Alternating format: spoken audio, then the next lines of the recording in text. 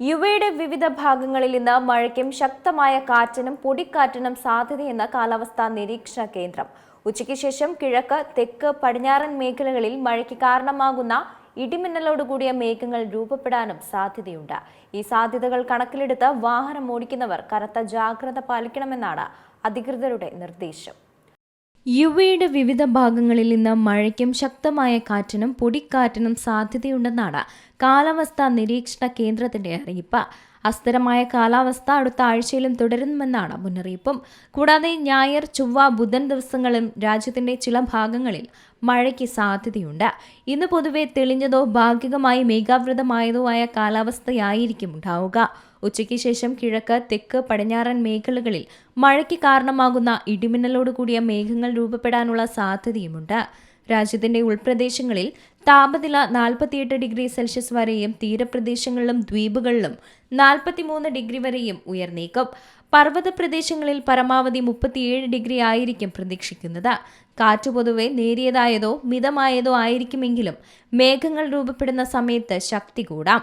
ഉൾപ്രദേശങ്ങളിൽ മണിക്കൂറിൽ 50 കിലോമീറ്റർ വരെയും പർവ്വത പ്രദേശങ്ങളിൽ 45 കിലോമീറ്റർ വരെയും തീരപ്രദേശങ്ങളിലും ദ്വീപുകളിലും 40 കിലോമീറ്റർ വരെയും കാറ്റിന് വേഗമുണ്ടാകും. ശക്തമായ കാറ്റ് പൊടിയും മണലും ഉയർത്തിയേക്കാമെന്നാണ് മുന്നറിയിപ്പ്. പ്രത്യേകിച്ചും മേഘങ്ങൾ രൂപപ്പെടുന്ന പ്രദേശങ്ങളിൽ കാഴ്ചപരിധി കുറയാനുള്ള സാധ്യതയുമുണ്ട്. ഇന്ന് രാവിലെ വരെ പടിഞ്ഞാറൻ മേഖലകളിൽ അന്തരീക്ഷ ഈർപ്പവും വർദ്ധിക്കും. അറേബ്യൻ ഉൾക്കടലിലും ഒമാൻ കടലിലും കടൽ പൊതുവെ ശാന്തമായിരിക്കുമെന്നാണ് പ്രവചനം.